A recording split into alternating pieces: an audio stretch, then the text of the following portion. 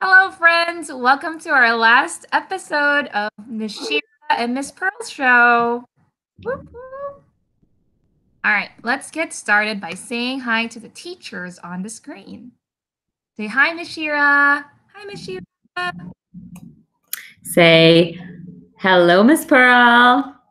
Hi, Miss Pearl. How are you? You know what? I feel excited for the summer. Whoop, whoop. Are you excited? I feel excited too. Perfect. So let's get our bodies ready. Just like always, let's touch your eyes. Say, eyes are ready. Touch your mouth. Your mouth is ready. Touch your ears. The ears are ready. Stretch your hands up. Hands are ready. Reach down for your toes. Uh, Say, toes are ready. And touch your brain. Brain is ready. Let's get started. So today we're going to read the book called Jabari Jumps. We're going to learn about all the different spatial and action words related to swimming. When you find your speech sound like j in Jabari and jumps, feel free to stop and say it with your grown-ups. And then we're going to follow the different directions in Mashira's craft. And for our fine motor skills that we're going to work on using our two hands together to manage our materials while we cut, while we rip, while we paste. And we're going to work on drawing different writing strokes and body parts. Let's get started. So this is our book called Jabari Jumps. Before we get started, I want you guys to look at the cover of the book. What do you see? I see a diving board. I see a boy. I see swimming goggles. And I see swim shorts. Let's make a smart guess. What is he about to do? You're right. I think he's about to go swimming. So let's read the book.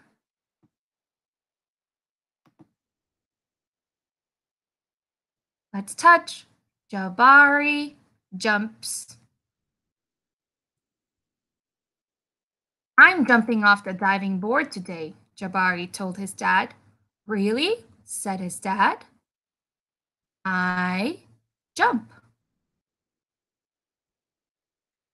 The diving board was high and maybe a little scary, but Jabari had finished his swimming lessons and passed his swim test. And now he was ready to jump. I'm a great jumper, said Jabari, so I'm not scared at all. He's ready to jump. Jabari watched the other kids climb the long ladder. They walked all the way to the end of the board as big as tiny bugs. Then they stood at the edge. They spread their arms and bent their knees and sprang up, up, up. And then down, down, down. Splash! Looks easy, Jabari said. But when his dad squeezed his hand, Jabari squeezed back. I think he feels a little scared. Jabari stood at the bottom of the ladder. He looked up. Let's touch. Look up.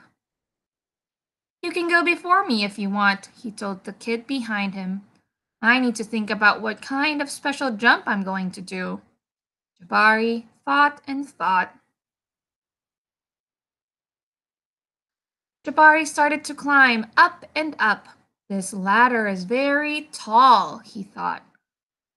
Let's go up with Jabari. Go up. Can you show me how to climb?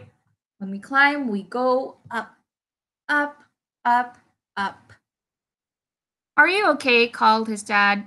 I'm just a little tired, said Jabari. Maybe you should climb down and take a tiny rest, said his dad. A tiny rest sounded like a good idea. So when he got to the bottom, So he goes down. Jabari remembered something. I forgot to do my stretches, he said to his dad. Stretching is very important, said his dad. Can you show me how to stretch? Let's stretch to the sides like this picture. Stretch to the left, stretch to the right. Let's stretch down and reach your toes. Reach down, down, down, down. And you can even get your elbows. Get your elbows. There we go. Stretch is important, right? I think tomorrow might be a better day for jumping, Jabari said. They looked up at the diving board together. It's okay to feel a little scared, said his dad. Sometimes, if I feel a little scared, I take a deep breath and tell myself I am ready. And you know what? Sometimes it stops feeling scary and feels a little like a surprise. Jabari loved surprises. Let me do that together, guys. Let's breathe in through your nose and out through your mouth. Say, I am ready. I am ready. And then we stopped feeling scared. Jabari took a deep breath and felt it fill his body from the ends of his hair right down to the tips of his toes. He looked up. He began to climb up and up and up and up. He goes up until he got to the top. Jabari stood up straight. He walked all the way to the end of the board. His toes curled around the rough edge. Ooh, that looks a little scary. He's way up high on the board. I would be scared too. Jabari looked out as far as he could see. He felt like he was ready. I love surprises, he whispered. He feels ready. Took a deep breath and spread his arms and bent his knees and then sprang up, up off the board, flying. Jabari jumps. Can you show me five good jumps? I'll count with you. 5, 4, 3, 2, 1. Good job jumping up and Jabari hit the water with a splash. He goes in the water. Down, down, down he went.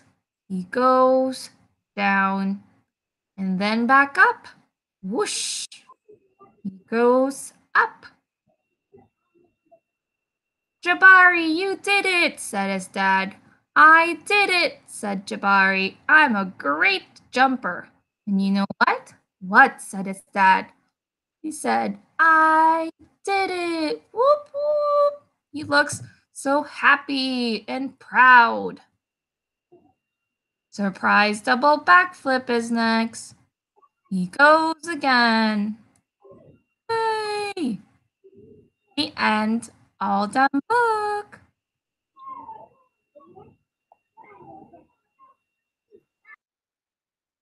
So at the end of the presentation, on your own, you could answer some WH questions. But for now, let's look at what he did to get himself ready to jump. So first, you breathed in. Can you do it with me?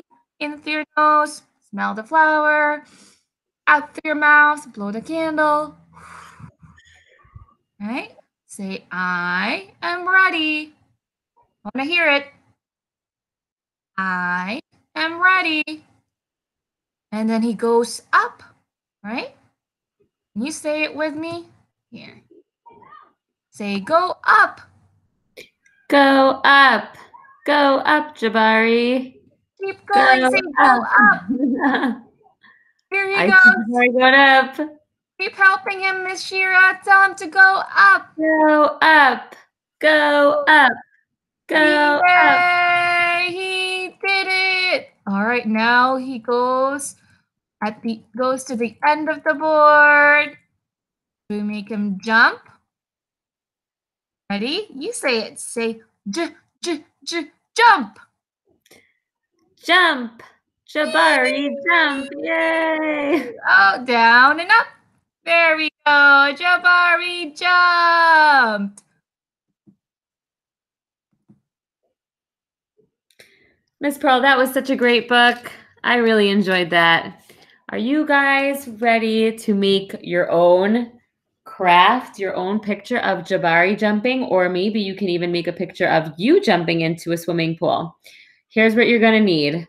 Just like some other times, we're going to use a paper plate. But if you don't have a paper plate, that's okay too. You can always just use a white piece of paper, a plain piece of paper. You can cut it into a circle if you want, or you can leave it plain, okay? So the first thing we need is a paper plate. Next we need is a blue piece of paper, either construction paper or tissue paper. And if you don't have anything like that at home, that's okay too. You can always use regular paper and color it blue. You can even use cotton balls and color it blue. Anything that we can use to make can you guess what we're going to use the blue paper for? If you guessed water, you are right. We're going to use it to make our water in our swimming pool. The next thing we're going to need is a black marker and a yellow marker. And again, if you don't have a marker, you can use a crayon or a pen. That's fine too. And we also need glue and scissors. So just like our other times, if you need to gather your materials, go ahead and press pause on our show and go get your materials. Okay? And when you're ready, here we go. Okay, so the first thing we need to do on our paper plate is we are going to draw curvy lines across our plate. We're going to start at the left, just like where we start whenever we write, whenever we read, and we're going to make curvy lines all the way across the middle of the plate until the end. They look kind of like a bunch of letter U's or a bunch of letter W's. So this is a great stroke to practice. And this is going to be the top of our water. Once you finish the water, we're going to draw a line across right on top of our water. Just a line across from the left down to the middle and stop at the middle. Can you guess what that line is going to be? Miss Pearl, what do you think? I think it's going to be the diving board. That's right. Oh, and it says it right at the top. That's right. It's your diving board. That's where Okay. Jabari jumped. Exactly. Okay, I love these strokes that we're drawing with our marker or our pencil. So we've got our curved lines, we've got our straight line across. Let's see what we're going to draw next. I see the sun. Oh, makes me want to jump into a pool right now. So let's draw our sun. We're going to draw a circle and then little lines out. So line going up, line going down, lines going out at the sides, and then little diagonal lines. And that's going to be our sun and the rays of the sun. So you can draw it in the top right corner of your plate or your paper. Okay, and remember, if you need more time, you can always press pause until you're ready. Okay, now it's time to draw Jabari or whoever you want to draw. You can draw Miss Pearl jumping off the diving board. You can draw Miss Shira. You can draw yourself. You can make it a girl. You can make it a boy. It doesn't matter. So go ahead and we're going to draw our person. Let's see how many parts we can draw on our person. See if you can even get to 10 parts on your person. Jabari on my paper, on my plate, has 2 eyes, a nose, and a mouth. And I know you know what we use all those for: our eyes to see, our nose to smell, our mouth to talk and eat and laugh. Don't forget his 2 ears so he can hear. And of course, the hair on his head to keep his head nice and warm and fun and styled, just like we practiced last week with our cool haircuts, right? Don't forget to make his body next. And then from his body, we're going to have our 2 arms so that Jabari can reach. I didn't make his hands, but you can go ahead and make his hands and his fingers so he can make a real fun splash with his fingers. And then from the bottom of his body, don't forget his legs and his feet. Great job. I think we're ready to decorate. Let's get our blue papers out. So now it's time to make our pool water. So using whatever materials you have, we're gonna make our pool look fun. So using your scissors and your blue paper, you can cut strips of blue paper into little tiny squares. They don't have to be so tiny. And then we're gonna glue them on. So I want you to look at the first picture that Miss Pearl is circling with her red pointer. If you see, both thumbs are at the top. They're up. So thumbs up on the scissor and thumbs up on the paper. And we're going to snip, snip, snip, snip, snip. We're going to cut the paper into strips, and then we're going to cut the strips into small squares. We're cutting away from the body, and we're keeping our elbows in at our side. If you're using tissue paper, you might not even need to use scissors. You can probably use your fingers to pull apart the tissue paper into small squares.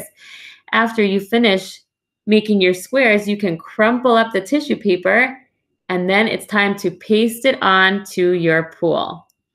So you might need a little bit more time here, and that is A-okay. So remember what to do, just press pause.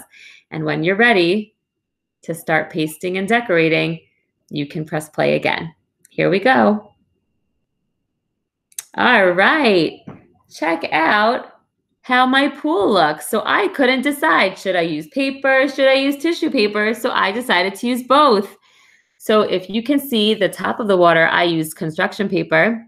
I cut them into little squares and I pasted it at the top. And then at the bottom, I used some tissue paper. I can show you right here. I used my tissue paper and I ripped and I crumpled.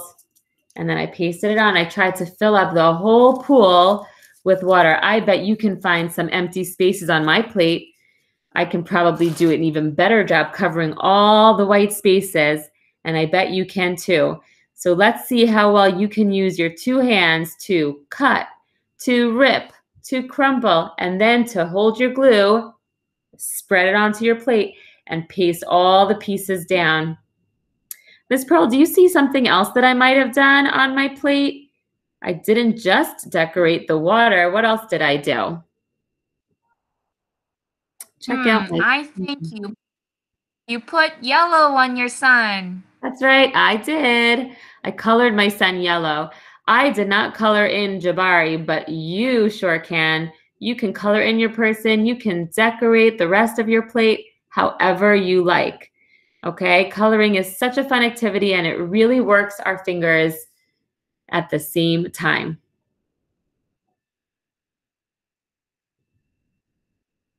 All right, friends. So before we send you off for the summer, we'd like to give you some pointers about how you can support speech and language and your fine motor skills at home. So for speech and it's very helpful to establish some routines and set up these communication opportunities. You can use visual schedules like these, choice boards, or first and then boards. A lot of our kids benefit from that visual support. You try to use them in your everyday routine. Ask questions when they're familiar with the boards. You can ask questions like, what are we doing next? Or what do you want? Remember to give them wait times and see if they can make that choice themselves. If you can, have them manipulate the symbols, have them interact with the pieces of paper or the pieces of symbols and put it on the board, or you can even give them a couple of choices.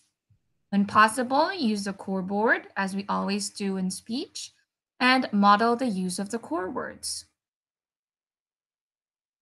So this is what our core board looks like. It's got lots of different colors and these symbols.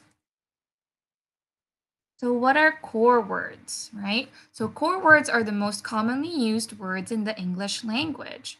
For kids who are nonverbal or low verbal, these are often the words that we first teach for them because they're functional or they're versatile. We use them in everyday language.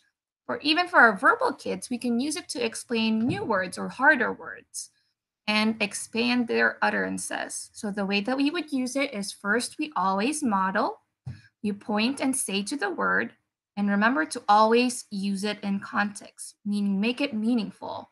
Don't really test them and see, can you touch the word go? Instead, use it while you're doing an action. Have your child imitate by pointing or saying it after you. Practice across different activities and settings, such as when you're reading books, your crafts, even take it outside when you're walking out in the park.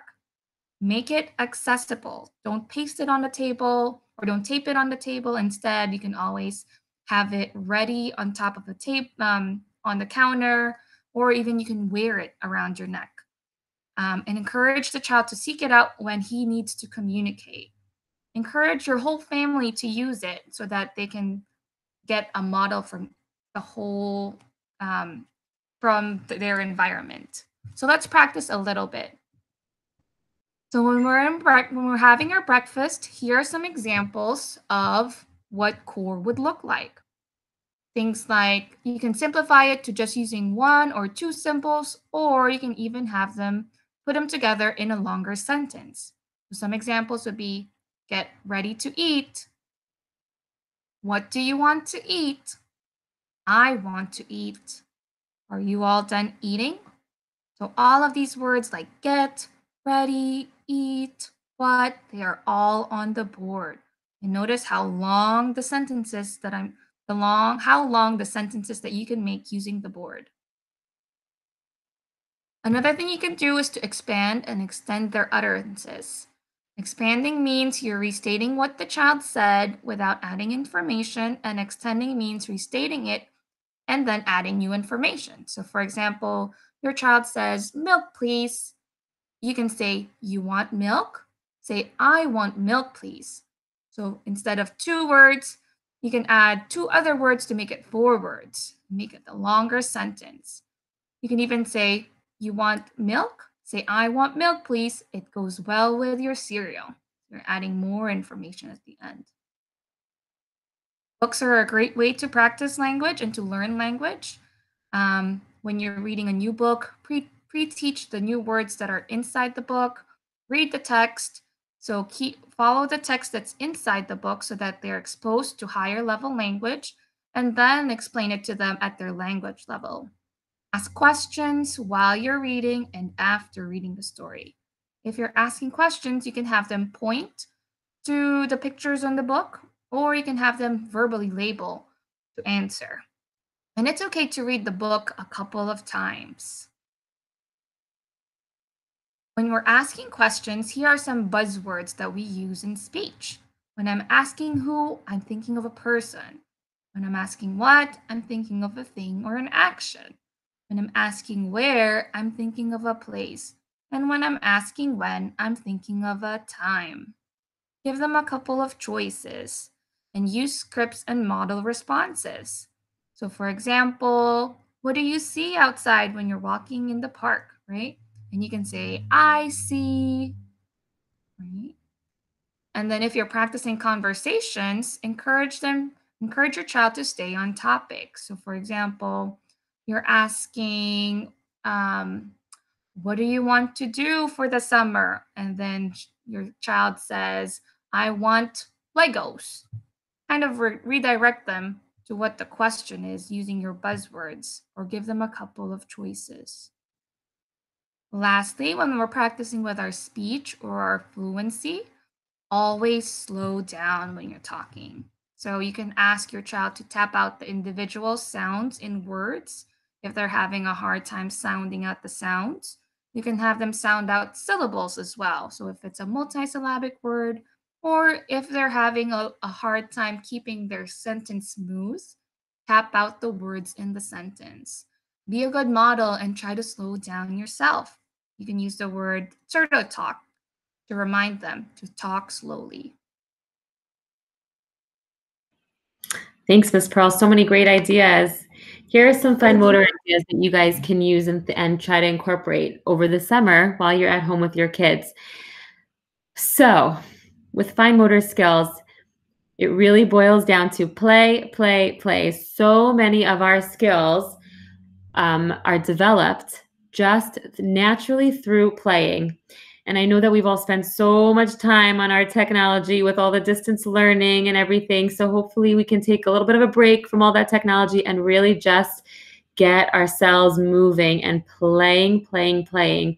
So some play ideas that I'm sure you guys are already doing so much of, but that you can even think about, making sure you like set aside some real time for every day. Include, here are some ideas. So we have construction toys like Legos and Connects, which encourage development and use of the small muscles in our hands. And it also encourages us using our two hands together to build. And we've talked about that in so many different sessions about how important it is to use our two hands together, the two sides of our body together, and to get our fingers working. Another great idea is playing in water or sand tables with different water tools and different sand tools. That encourages sensory exploration, which we'll talk a little bit more about soon, but also those same two-handed skills as we dig and scoop and sift out the sand and pour from a big cup to a small cup. It's really just great activities and practice for our kids to get those hands working together.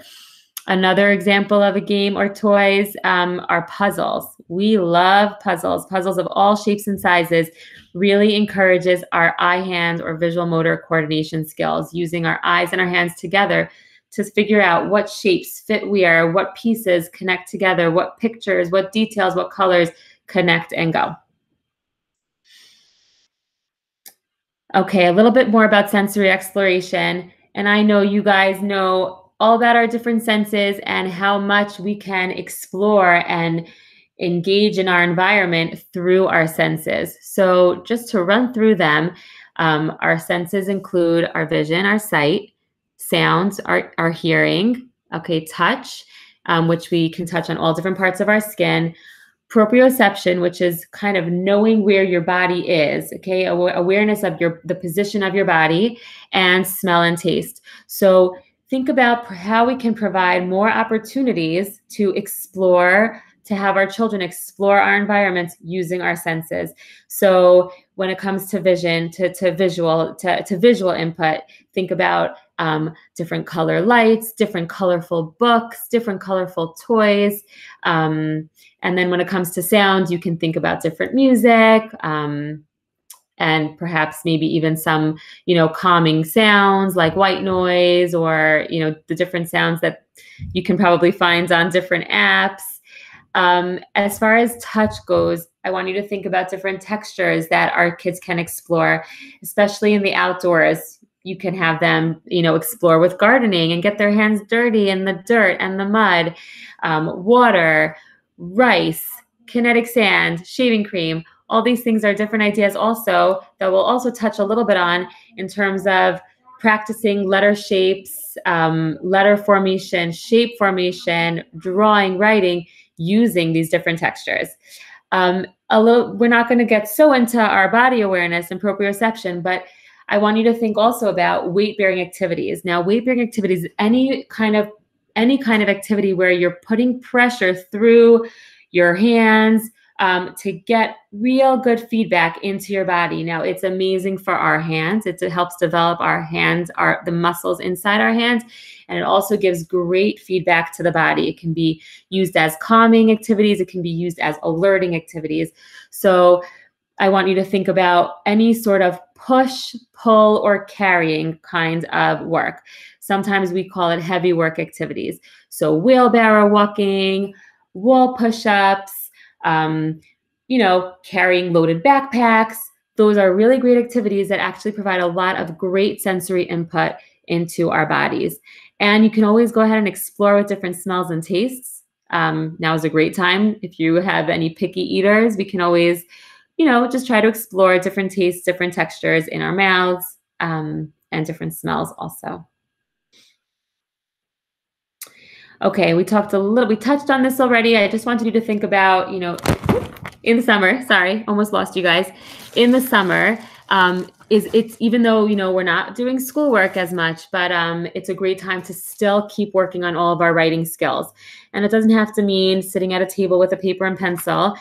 I want you to think about getting creative. So you can use all different materials for writing.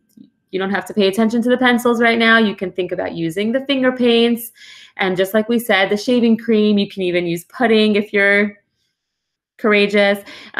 You can use a rice box or a salt box to practice writing the different letters, and it's play at the same time. So it's a win. I love sidewalk chalk. It gets us on all fours, which is a great weight bearing position.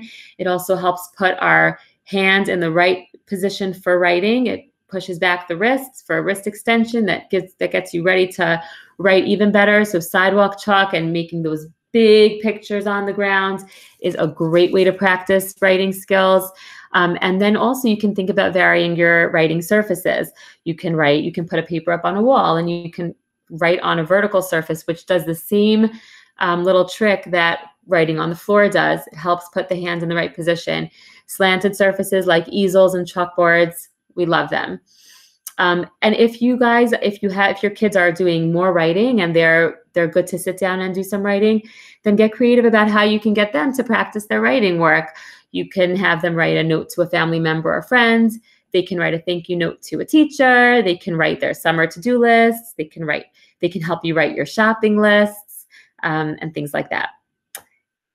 And the last thing that we'll touch on is about promoting independence. So now is the time when the summer kind of helps us slow down a little bit, where we might not be in the same rush to have to get out of the house early in the morning. I know for me, sometimes when I'm in a rush to get out, to get to work, I won't let my kids, finish buttoning themselves. I'll just quickly button it for them. But the truth is, the way that our kids are going to learn how to do all this for themselves is by letting them practice as much as possible. So now is really a great chance over the summer to just have them practice, doing whatever they can for themselves to make them as independent as possible. And some of those examples include manipulating fasteners, so buttons, zippers, snaps. They can practice it for fun, or when they're actually getting dressed, they can be working on the buttons and working on the zippers. So instead of rushing to do it for them, we can say, wait, you try first. And then if you need help, then I can help you and we can do it together. So taking his hands and doing it with him will get him to learn the steps of how to button, how to fasten the zipper, how to zip up, pull down, and how to snap. Same thing goes with shoe tying as well. It's a great time to just practice tying knots, making bows, and kind of breaking it down into the different steps. And some other ways that they can work on their independence is having them help with the food preparation in the kitchen, working on having themselves serve and pour food for themselves with a spoon, from the serving bowl or from the pitcher of water into their cup, having them work on cutting their own food and feeding themselves with utensils. And you can work on the different utensils: spoon, fork, knife, and of course, brushing teeth and bathing.